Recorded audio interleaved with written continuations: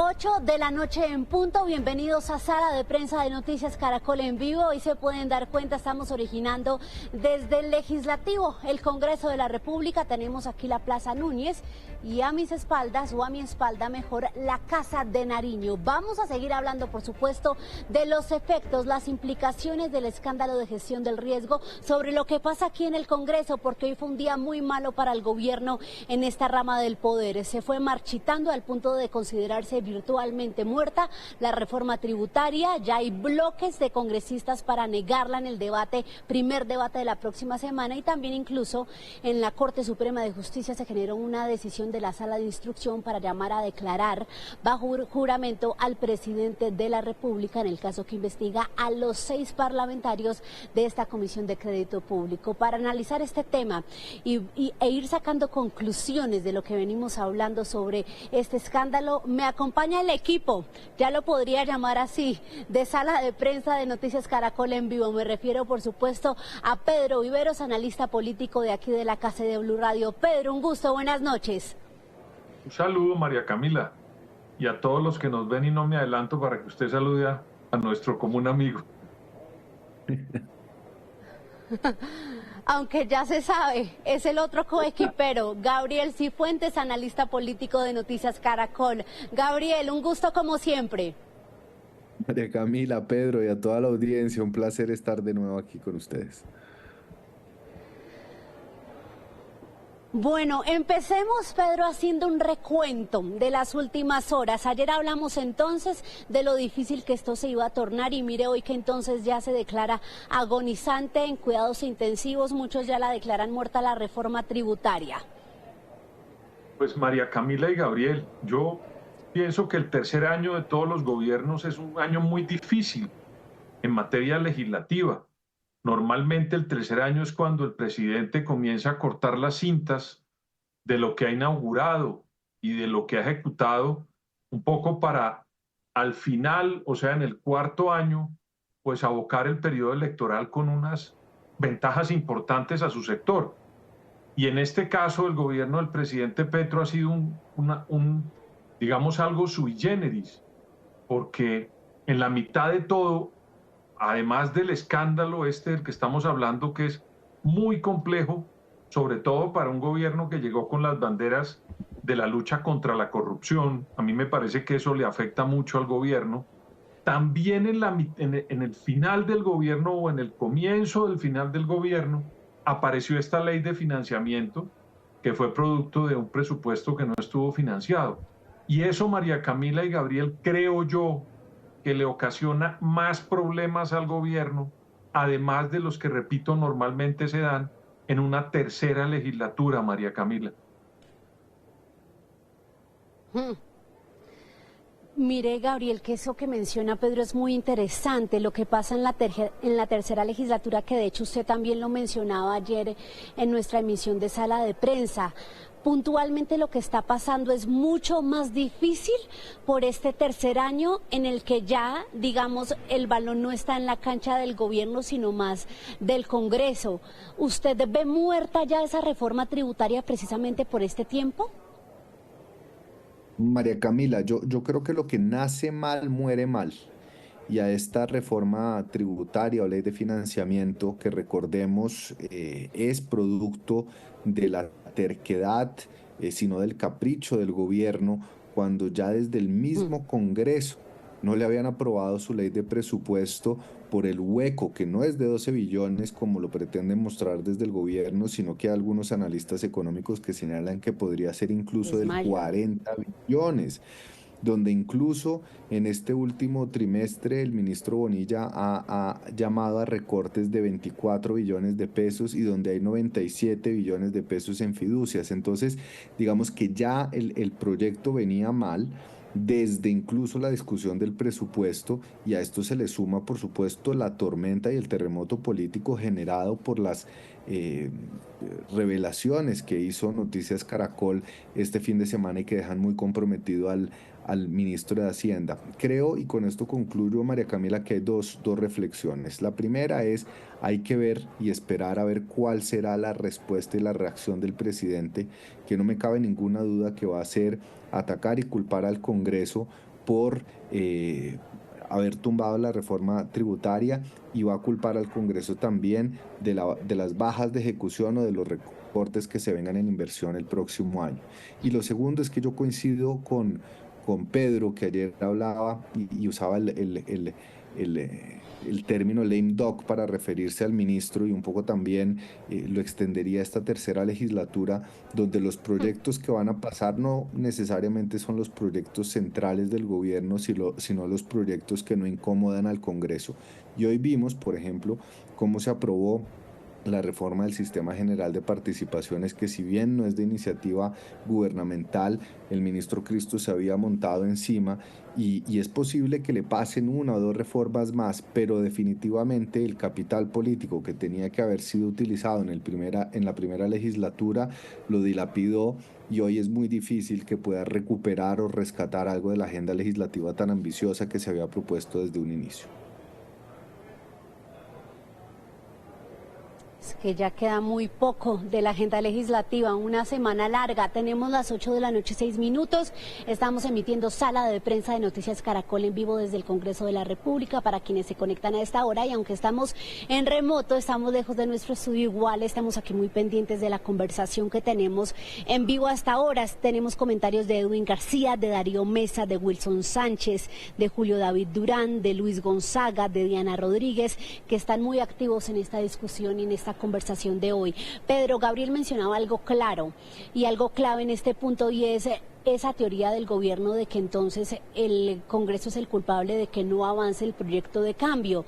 ¿Usted coincide con lo que dicen muchos, como la senadora Angélica Lozano, que esa tesis se le cae al gobierno porque, mire, como Gabriel bien menciona, sí, se le están cayendo unos proyectos, pero también le están avanzando otros, entre esos esa ley que modificó el sistema general de regalías, la pensional, la laboral, pues va lentica, pero parece que también va a pasar, la de salud avanza en la Cámara de Representantes? ¿Usted cree que esa tesis se cae? Pues es una tesis política del gobierno, y él la ha utilizado no solamente con el Congreso. Recordemos que él viene con ese espejo retrovisor hace rato. Todas las cosas son de Duque, de Uribe, hoy le echó la culpa a Santos. El presidente tiene, digamos, como una fijación con buscar culpables de manera permanente, y eso es una narrativa muy clara de los actores políticos, que son muy buenos hablando y muy buenos en la disertación y en el discurso. Y en muchos casos esas palabras, María Camila, cuando se trata de gobernar, pues se quedan en eso, en palabras. Porque una cosa es cuando usted es la oposición, da discursos, no tiene el desgaste de gobernar, y por supuesto muchas personas se quedan con la esperanza de la palabra, que es una gran invención de nosotros los seres humanos y que nos ha servido para vender esperanzas o miedos. Pero cuando se trata de gobernar, es decir, de mostrar resultados en el ejercicio del poder y cumplir unas metas y hacer la tarea diaria de ejecutar cada una de las propuestas que planteó en campaña, pues la gente comienza a mirar y dice, un momento, ya la palabra pasó, ya necesitamos cuáles son las realizaciones. Y yo creo que en eso el presidente se equivoca, porque ese discurso le pudo servir durante un tiempo, pero ya le repito, en el tercer año, cuando comienzan los gobiernos a cortar la cinta, echarle la culpa a otro actor de la política, las personas pues sencillamente comienzan ya a cuestionarse. Incluso muchos de los sectores del señor presidente, con este escándalo de la corrupción, ya comienzan a desmarcarse, porque la palabra ya no le está funcionando.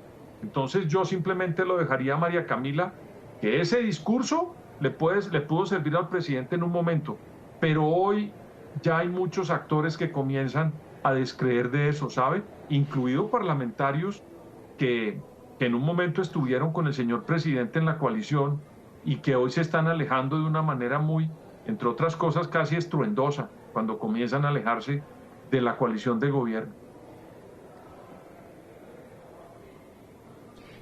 Pedro, fundamental ese punto, porque incluso parlamentarios del pacto histórico le dicen al presidente, ojo, porque es momento de dar resultados e incluso de cambiar el gabinete que consideran es incompetente. Gabriel, lo escucho sobre este punto, como esa tesis del gobierno o esa excusa, podríamos decir, va perdiendo fuerza. ¿Usted cree que va a terminar totalmente relegada de lo que es la verdad, ese señalamiento al Congreso del culpable? Yo creo que poco a poco se ha ido derrumbando la tesis del golpe blando, del bloqueo institucional, de todas las trabas que el gobierno cree que están por fuera de él, cuando lo que se ha venido demostrando María Camila y Pedro es que muchas de las crisis o la mayoría de los escándalos son incluso autoinducidos, es decir, han nacido del seno y del círculo más íntimo del presidente. Es muy difícil, así uno quiera echar retrovisor, poder echarle la culpa a alguien o a los medios o a los empresarios o al Congreso o a los expresidentes, lo que ha pasado con el ministro Bonilla, con la unidad de gestión del riesgo, con el hijo, con Laura Sarabia, con la llegada de Benedetti. Y la gente ya hasta un cierto punto cree que sí, efectivamente, este ha sido un gobierno y donde yo también considero que pudo haber tenido un mayor grado de resistencia por parte del establecimiento que no estaba acostumbrado a un gobierno de izquierda, pero en últimas el gobierno ha podido poner su procurador, ha ganado elecciones en el Congreso para la Corte Constitucional, ha podido gobernar, ha podido sacar adelante proyectos. Creo que es más bien la principal talanquera para poder cumplir su programa de gobierno es el gobierno mismo. En ese sentido, creo que ni los ciudadanos son tan ingenuos, ni los estamentos políticos y sociales van a caer en esa trampa de pensar que nada funciona es por culpa de lo que está por fuera del gobierno y que no lo quiere dejar avanzar, porque ya se comienza a ver que muchas de las fallas estructurales vienen del mismo gobierno. Y yo creo, María Camila, y con esto concluyo, que evidentemente se viene un remesón ministerial, pero no por la crisis, porque aquí tanto el gobierno del presidente Petro como los demás gobiernos han ejercido el deporte del tornillo y de atornillarse ante las crisis, sino porque se viene un año electoral donde muchos de los miembros de su gabinete, del servicio exterior, van a querer aspirar a las listas del Congreso o ser candidatos presidenciales o comenzar a trabajar la campaña para las elecciones regionales, pero mi gran duda es que vaya a poder conseguir de afuera del gobierno reemplazos a la altura de las necesidades y de las circunstancias, porque además este último año y medio del gobierno, para cualquiera que decida aceptar un ministerio, va a ser un quemadero. Claro, tenemos ya las 8 de la noche, 13 minutos, estamos en vivo desde el Congreso de la República en sala de prensa. Pedro, María hablemos Camila. de la decisión de la Corte, que en medio de esa investigación a los... Pedro, María lo escucho, Camila. es que tenemos un poquito de delay Sí, por lo que estamos desde el tenga. Congreso, pero ahí lo escucho. Adelante. Oyendo a Gabriel, yo me acordé de Jaime Garzón, que era nuestro gran humorista, que decía que al finales de los gobiernos, cada vez que había una crisis ministerial, Nuestro colega. recomendaba que nadie contestara los teléfonos, porque le iban a ofrecer ministerios. En este caso, van a comenzar a ofrecer ministerios a Oiga, diestra y sí, siniestra. ahora, No ¿quién contesten. acepta esos llamados?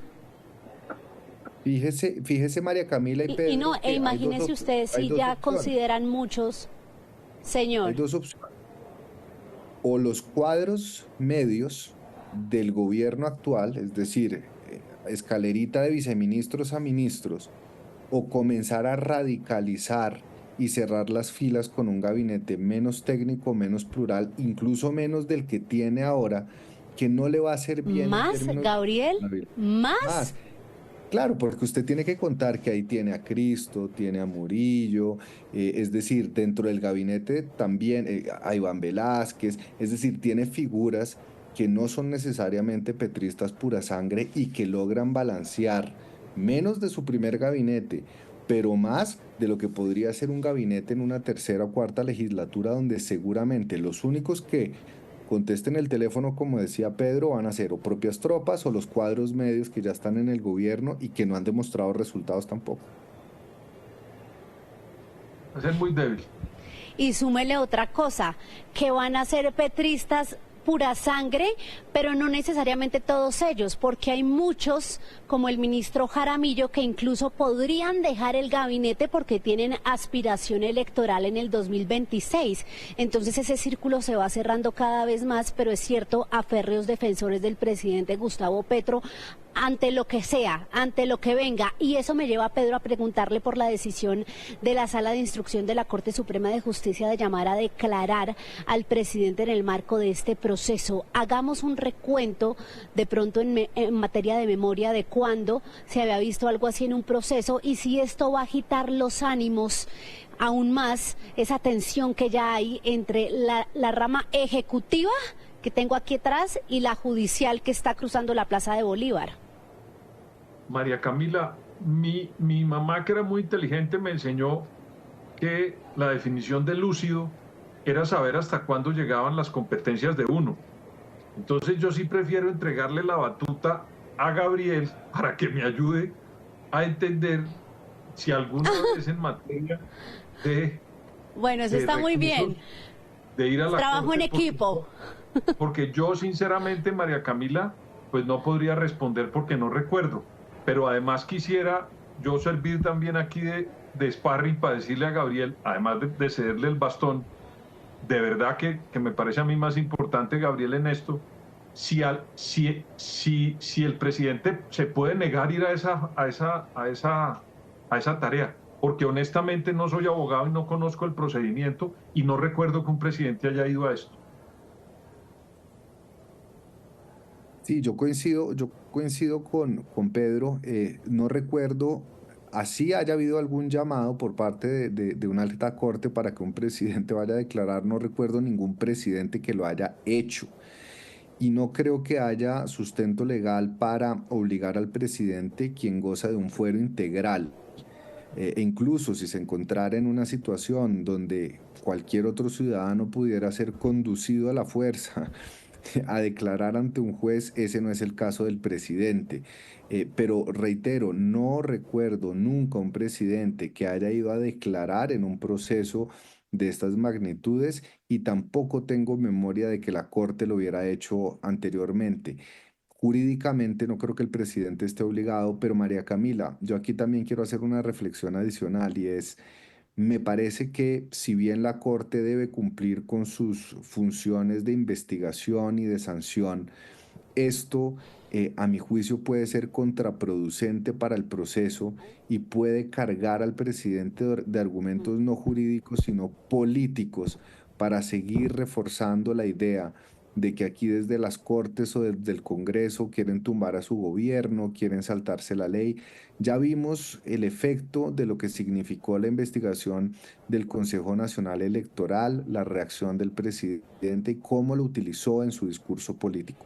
Creo que aquí la Corte bien podría avanzar en las investigaciones sin tener esa declaración del presidente y ahorrarse el costo político de darle gasolina al discurso en donde seguramente enfilará baterías en contra de la Corte Suprema.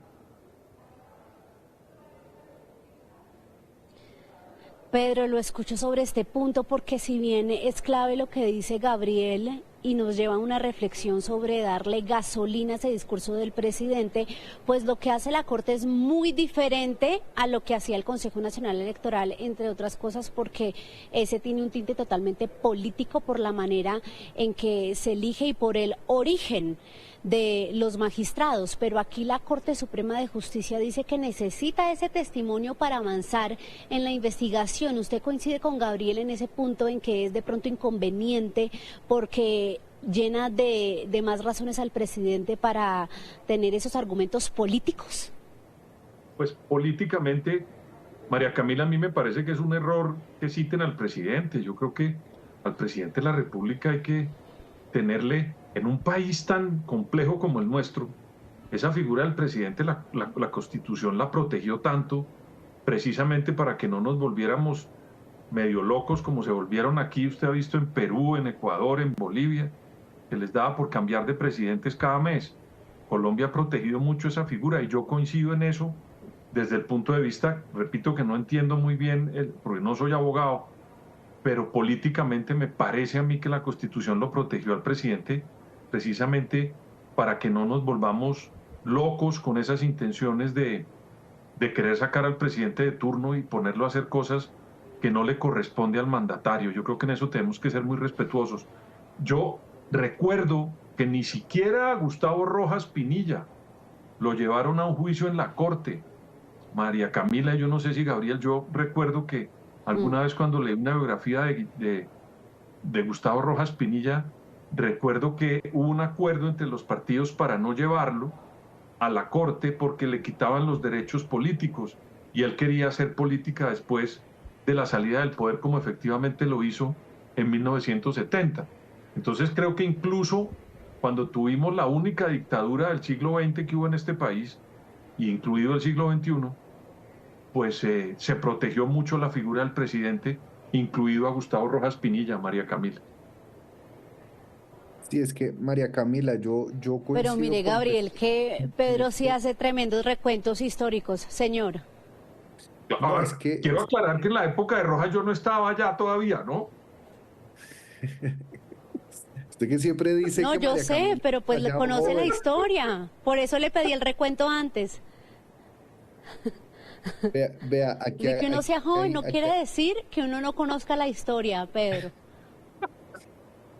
Vea, yo le digo, María Camila, que aquí esto trasciende un poco la discusión jurídica, donde además el presidente no está siendo investigado.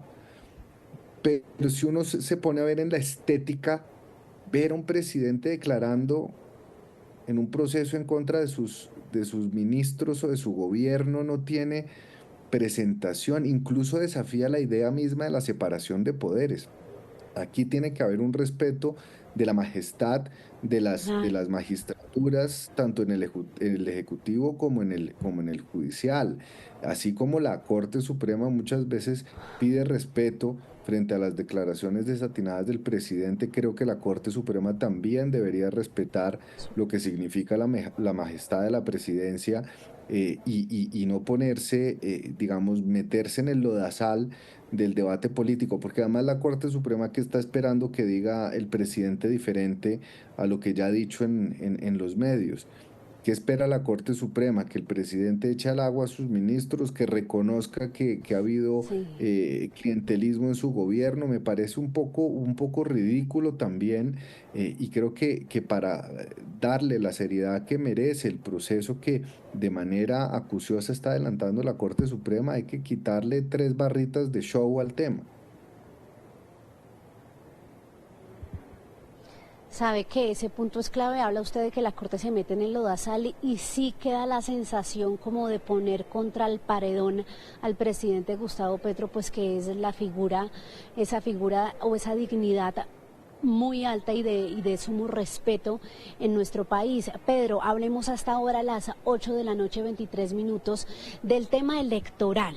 Porque lo que está de fondo aquí, por ejemplo, en el tema de la reforma tributaria, es que ningún congresista se va a dar la pela tampoco de poner impuestos o de aprobar impuestos en este año en el que ya se está definiendo mucho. A nivel electoral, ¿usted cree que esto de gestión del riesgo, este gran escándalo que incluso afecta al ministro Bonilla, que hemos hablado acá, es una figura muy importante en el gabinete y en el gobierno en general, se va a ver afectado esa aspiración electoral del pacto histórico y del proyecto de gobierno con lo que está pasando? María Camila, sobre todo es que yo recuerdo que la persona que más hizo combate aquí muy fuerte en el Congreso, cuando hacía el ejercicio opositor para luchar porque en Colombia se acabara ese flagelo de la corrupción, fue Gustavo Petro. Los grandes debates en Colombia de la época reciente eran de Gustavo Petro en contra de ese flagelo, repito. Y hoy tener esto metido en las entrañas, ver videos en el Palacio de Nariño, ver a una consejera, ver metido a una persona que lo acompañó en su proyecto político con una campaña del grupo político Los Decentes, y hoy metido en esto. La doctora Ortiz estuvo metida en un proyecto de plebiscito, de referendo, de lucha contra la corrupción. En fin, un expresidente del Senado metido allá, unos parlamentarios, aparece ahora el presidente, bueno, en fin, todo esto que yo le cuento, María Camila, es solamente para ponerle en consideración a usted y a los que nos ven que el discurso de la corrupción se le derrumbó en las manos de su propio grupo político al señor presidente. Y eso tiene un costo en la política, porque pues una bandera tan grande como esa, verla cómo se deshace en las manos de la opinión pública colombiana, me da la impresión a mí que muchas personas se comienzan a desplazar a otro eje diferente al del pacto histórico en las elecciones próximas. Él tiene todavía un importante número de seguidores, María Camila, pero veo que hay un grueso de la opinión que se le comienza a alejar por esos escándalos por este escándalo tan complejo y que parece, como lo hablábamos ayer, que esto no para. Porque mire ayer cuando hablábamos con Gabriel y con usted, María Camila, a propósito de las notas que sacaron de Ricardo Calderón en el canal, pues hoy apareció nuevamente y sigue profundizándose el terremoto. A eso que nos hablábamos el día de ayer, no veo que esto pare, veo que va a seguir y eso puede afectar mucho al gobierno, a la coalición.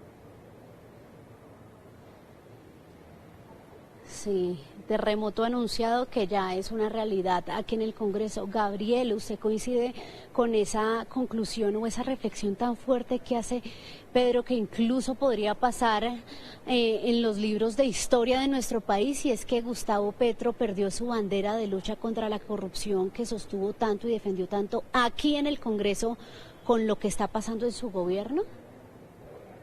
Yo creo que va a ser muy difícil convencer a la opinión pública, ya terminando el mandato, que esa promesa de transformación de las prácticas políticas se logró en este gobierno y veo que va a ser mucho más difícil si a la cabeza de esa defensa va a estar Armando Benedetti.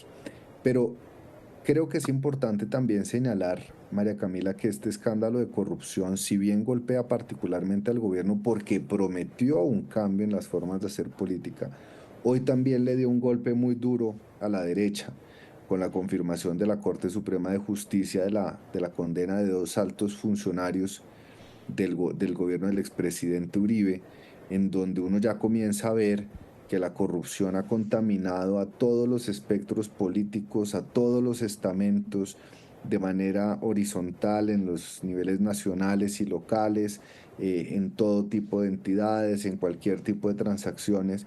Y la gran pregunta que uno se debería estar haciendo hoy en día, teniendo en cuenta que la corrupción junto con la seguridad son los temas, o son 2 de los 3 temas en donde más hay preocupación por parte de los ciudadanos, es quién va a tener la autoridad moral y el peso político para abanderar esto y para liderar verdaderamente y convencer a las personas de la necesidad de reformar el sistema político, porque yo no creo que la corrupción sea nueva. Yo no creo, María Camila, y yo que fui secretario de Transparencia y tuve que ver muchas cosas, yo no creo que estemos viviendo escándalos de corrupción y sin antecedentes ni nunca antes vistos.